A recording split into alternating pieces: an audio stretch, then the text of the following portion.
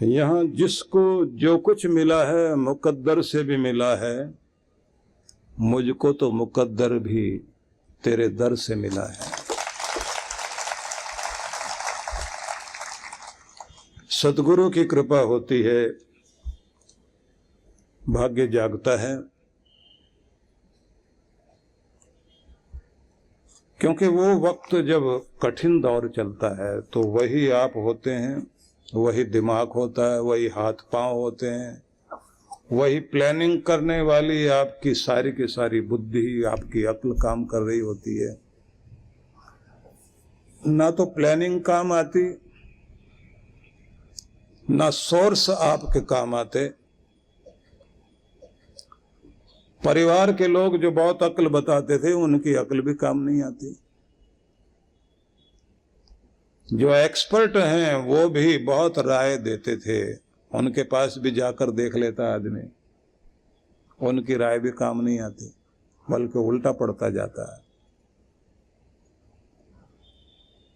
तो ऐसे में दिखाई देता है कि जब उसके दर से किसी की किस्मत रूठ जाती है, फिर कुछ भी काम नहीं आता, ना अक्ल काम आती, ना हमारा ज्ञान, ना हमारा अनुभव, ना हमारी कोई योजना, ना हमारे साधन, अपने पराये कुछ भी काम नहीं आ पाता। और बड़ी अजीब बात तो यह है कि दुनिया के बड़े से बड़े लोगों के साथ ये मुश्किल घटती है।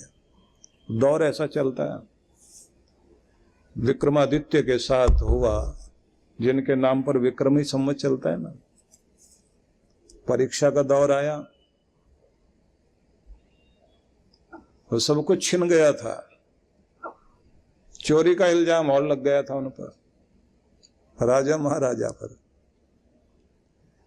किसी के साथ भी कभी भी कोई भी स्थिति आ जाती है। इसलिए याद रखना चाहिए कि एक बीच की कड़ी है जो भक्त और भगवान के मध्य खड़ा हुआ है। उसका एक हाथ भगवान के चरणों में है और दूसरा हाथ अपने भक्त के सिर पर है, वही है सदगुरु। दोनों को स्पर्श किए हुए खड़ा होता है, क्योंकि करुणा बहती है उसके अंदर, बहुत बड़ी दया बहती है। इसलिए उसे गुरु माउली बोला गया महाराष्ट्र में। मां का रूप है वो। किसी का बेटा गड़बड़ कर जाए तो पिता तो कहता है कि इसको घर में घुसने ही मत देना, लेकिन पीछे से दरवाजा मां खोल देती है, चुपचाप ये तो सो गए, तो अंदर आ, खा, रात में सो, जल्दी उठ के बाहर निकल जाना। ये मां ही करती है। बुरा भला बनने के लिए खुद खड़ी हो जाती है। वो जानती है उसका बच्चा गलत चल रहा है, तो अभी क्या करेगा, मां है ना, फिर भी मदद करती है। गुरु भी जानते हैं कि इसकी कर्म दुख दे रहे हैं, तो भी अपने पुण्य प्रताप को शिष्य को देकर भगवान से विनती करते हैं कि इनका कल्याण करना भगवान। इसलिए जन्म जन्मांतर के समस्त प्रकार के हमारे संचित कर्म जितने भी भाग्य बनने के लिए जा रहे होते हैं, उन भाग्य बनने वाले संचित कर्मों को जो हमें आगे चलकर दुख देंगे, उन कांटों को निकालने का कार्य सदगुरु करता है, लेकिन कराता शिष्य से ही है। ये बात ध्यान रख लेना कि गुरु अगर ऐसे फ्री में आकर कोई चीज दे देगा तो उसकी कद्र नहीं होगी और कोई जानेगा भी नहीं कि कुछ हुआ है। इसलिए शिष्य को विधि पूर्वक जप तप करना पड़ता है, नियम निभाने पड़ते हैं। उन नियमों में जहां कहीं कमी आए तो फिर गुरु के पास जाएं, दर्शन करके आएं, आशीर्वाद लेकर आएं, आपकी माला फिर चलनी शुरू हो जाए, आपका जागना शुरू हो जाए, आपका दान धर्म सत्कर्म, आपका यज्ञ, आपका तप, आपका तीर्थ फिर से शुरू हो जाए। क्योंकि कितना भी कोई बिजी क्यों ना हो, जिस चीज को आप महत्व देते हैं उसके लिए समय निकालते ही हैं। जब आप भगवान को महत्व देंगे तो टाइम अपने आप निकलेगा, आप निकाल कर पहुंचोगे ही पहुंचोगे। और अगर भगवान की कद्र नहीं है तो फिर भगवान भी मिलने आ जाए, आप कहेंगे बाद में आना, अभी तो हम बिजी हैं। इसलिए भगवान को महत्व देना शुरू कर दीजिए तो आप कितने भी बिजी हों टाइम निकलेगा। और वे लोग जो विदाउट वर्क बिजी हैं, ऐसे बहुत सारे लोग हैं, उनकी पत्नियां बोल रही होती हैं। एक सज्जन थे, मैंने कहा आपके पति ठीक है? बोले काम कोई नहीं, बिजी बहुत है। तो बेकार में बिजी होना भी तो मूर्खता है ना। कहां बिजी है आप? गलत तरफ। सही जगह अगर बिजी होना शुरू कर देंगे तो जिंदगी इजी होनी शुरू हो जाएगी। इसलिए भगवान की शरण में जाने का रास्ता ढूंढना चाहिए। भगवान श्री कृष्ण ने रास्ता बताया कि जन्म सुधारना हो तो साथ साथ मरण सुधारने का भी कार्यक्रम बनाओ। मरण सुधरेगा जब आप अपने जीवन शैली को सुधारेंगे, लाइफ स्टाइल को सुधारेंगे। तो सोने जागने का नियम ठीक करिए। रात्रि में सोने लगे तो उससे पहले मस्तिष्क पर जो आखिरी छाप आप डालते हैं वो क्या होनी चाहिए? वही छाप जो इंप्रेशन आपका सबकॉन्शियस माइंड पर पड़ेगा रात को सोने से पहले, वो 24 घंटे में जाकर मस्तिष्क में फीड होते होते ब्रह्मांड पर अपना असर छोड़ता है। और ब्रह्मांड की समस्त देव शक्तियां आपके उस चित्त पर पड़े हुए संस्कार को कहिए या उस छाप को कहिए, उस इंप्रेशन को कहिए, उसको फिर आपकी तरफ भेजना शुरू करते हैं। यदि कोई व्यक्ति, ये जैसे सीरियल लगातार देखते हैं ना आप लोग, दुख परेशानी की चीजें रात दिन सोचते सोचते, और फिर ऐसा अनुभव करना कि जैसे उस दुखी व्यक्ति की जगह आप खड़े हुए हो, क्योंकि तभी तो आप रोते हैं बैठकर। उसकी जगह अपने आप को खड़ा कर लेते हैं और फिर आप कहते हैं देखो बेचारे के साथ क्या घट रहा है, देखो बेचारी के साथ क्या घट रहा है। उस बेचारगी को मस्तिष्क में आप डाले हुए रात्रि में सोने से पहले आखिरी छाप वही चल रही होती है। और फिर आप कहते हैं ये तो हमारी जिंदगी की कहानी है, हमारे साथ घटा था। फिर दोबारा घटने की नौबत आनी शुरू होती है। ध्यान रखना, जैसी चीजों को विचारोगे, जैसी चीजें देखोगे, जैसी चीजें सोचते सोचते भावनात्मक रूप से वैसे हो जाओगे, बस वो चीजें आपकी जिंदगी में पलट पलट कर आनी शुरू होती हैं। इसलिए बचिए उन चीजों से और एडिक्ट मत बनिए। ये जो आप एडिक्ट बन जाते हैं ना किसी सीरियल के, एक बार शुरू कर दिया फिर आप नहीं छोड़ सकते। फिर तो आप उसी समय बैठोगे और ना भी टाइम हो तो रिकॉर्ड करके रखोगे। और कुछ लोग तो इतने एडवांस है, वो कहते हैं हम तो रिकॉर्ड करके रख लेते हैं, जिससे जो है ना वो विज्ञापन का टाइम बच जाता है। कंटिन्यू छाप पड़ती रहे दिमाग पर। तो बचिए, वो स्थिति मस्तिष्क की लाइए कि जिससे शुभ शुभ सोचते सोचते शुभ आपके जीवन में प्रवेश करे। उसकी विधि सद्गुरु देते हैं, लेकिन मैं आपको बताना चाहता हूं कि भगवान श्री कृष्ण ने एक मार्ग दिया। सर्वद्वाराणि संयम्य मनोहृदि निरुध्य च मूर्धनि आधायात्मनः प्राणम आस्थितो योग धारणम। प्रत्येक व्यक्ति को ये अभ्यास नित्य निरंतर करना चाहिए। जो भगवान श्री कृष्ण ने जीवन के अंतिम क्षण में स्थिति बनाते बनाते अपने आप को मुक्त करना होता है, मुक्ति की तरफ जाने के लिए, सदगति की तरफ जाने के लिए कार्य करना चाहिए, तो वो हर दिन एक विधि अपनानी चाहिए, क्योंकि हर दिन एक जीवन है और उस जीवन की समाप्ति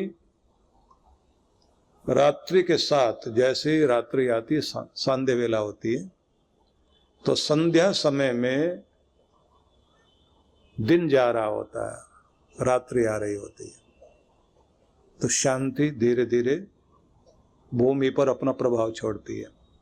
मन मस्तिष्क को उस समय बिल्कुल शांत करते हुए निर्विचार और भावातीत अवस्था में मस्तिष्क को ले जाना चाहिए। मतलब हृदय की तरंगें, जो इमोशन आपकी उठ रही होती हैं, जो थॉट्स आपके मस्तिष्क में आ रहे होते हैं, सबको शांत करके चित्त की अवस्था लहरों के बिना किसी झील की तरह अपने चित्त को, मस्तिष्क को दर्पण जैसा बना लेना चाहिए।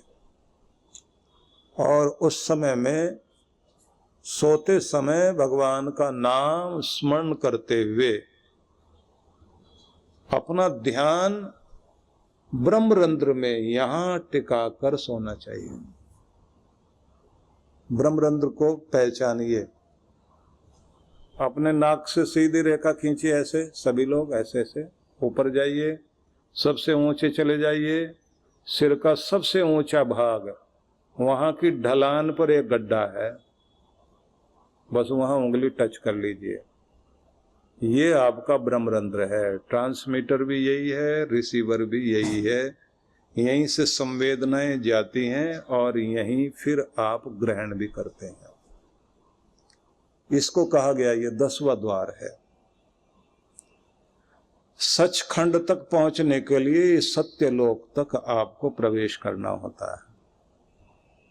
इसलिए सदगुरु जब आपको बैठाते हैं आसन पर, तो उस समय ओंकार के उच्चारण के साथ साथ समस्त चक्रों में ऊर्जा देते देते आखिरी चक्र में स्थिर होने के लिए बोलते हैं।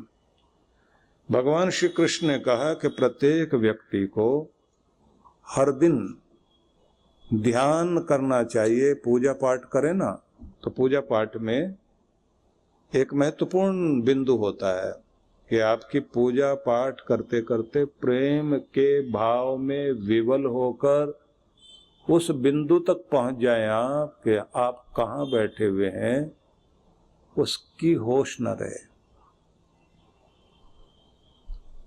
ध्यानस्थ हो जाए, एकाग्र हो जाए। जैसे ही दुनिया आपके मस्तिष्क से निकल जाती है, विचार निकल जाते हैं, तो उस समय आप शांत खोए हुए बैठे होते हैं, तो इसका मतलब है कनेक्ट हो गए, आप भगवान से जुड़ गए। और वहां की शांति भी, संतुष्टि भी, तृप्ति भी आपको प्राप्त होने लगती है और वहां से मुस्कान आने लगती है। तो नियम यह है कि माथे को ढीला छोड़कर आंखों को कोमलता से बंद करके सहज भाव से चेहरे पर अपने शांति को उतरने देना।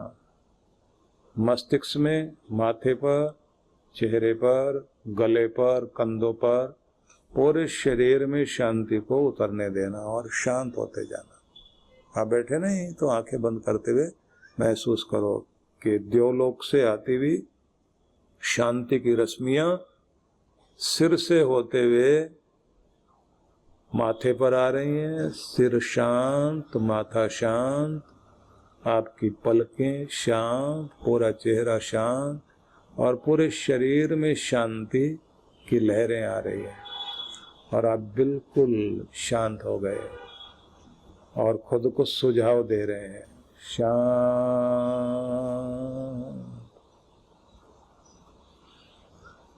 शांति जैसे आ गई तो उसी के साथ धीरे धीरे अपने होठों पर मुस्कान लेकर आइए और अब पूरे चेहरे पर प्रसन्नता ले आइए और मन मन में प्यारे प्रभु को उसकी कृपाओं के लिए धन्यवाद दीजिए। परम पूज्य सद्गुरुदेव श्री सुधांशु जी महाराज एवं डॉक्टर अर्चिका दीदी जी के पावन सानिध्य में शिव मंगल महोत्सव 25 एवं 26 फरवरी 2025 दिल्ली स्थित आनंद धाम आश्रम में होने जा रहा है भव्य एवं विशाल कार्यक्रम। इस बार शिवरात्रि का अवसर है और यह अवसर हम सब के लिए बहुत ही हर्ष और आनंद देने वाला है। इस अवसर पर आनंद धाम आश्रम नई दिल्ली में अद्भुत कार्यक्रम रखा गया है, जिसको हम शिव मंगल महोत्सव के रूप में मनाएंगे, जिसमें भगवान शिव की विशेष कृपा प्राप्त करने के लिए होगा शिव ध्यान, 1.25 लाख पार्थिव शिवलिंगों के साथ रुद्राभिषेक, महारुद्र यज्ञ, शिव तरंग एवं शिव महा आरती। आप सभी इस कार्यक्रम में सादर आमंत्रित हैं। पंजीकरण एवं अधिक जानकारी के लिए संपर्क करें। विश्व जागृति मिशन के गुरुग्राम मंडल द्वारा परम पूज्य श्री सुधांशु जी महाराज के पावन सानिध्य में 4 दिवसीय सनातन धर्म जागृति दिव्य भक्ति सत्संग आयोजित किया जा रहा है। कार्यक्रम की शुरुआत गुरुवार की उपस्थिति में 20 फरवरी प्रातः 11 बजे सनातन जागृति शोभा यात्रा से की जाएगी। संध्या में 4 से 6:30 बजे तक दिव्य सत्संग किया जाएगा। 21, 22, 23 फरवरी प्रातः 8 से 10 बजे तक तथा 4:30 बजे से 6:30 बजे तक दिव्य सत्संग होगा। इसके अतिरिक्त एक सत्र ध्यान साधना 21 फरवरी प्रातः एवं दूसरा सत्र विद्यार्थियों के लिए 22 फरवरी को प्रातः रखा गया है। विशेष महासत्र 23 फरवरी 2025 को होगा, जिसकी शुरुआत प्रातः 8 बजे से 11 कुंडीय यज्ञ तथा संध्या में 4 बजे से विश्व विख्यात आध्यात्मिक संत एवं धर्म गुरुओं के द्वारा विशेष वचनामृत श्रवण करने का सौभाग्य प्राप्त होगा। स्थान श्री गौरी शंकर मंदिर के सामने सेक्टर 9A गुरुग्राम।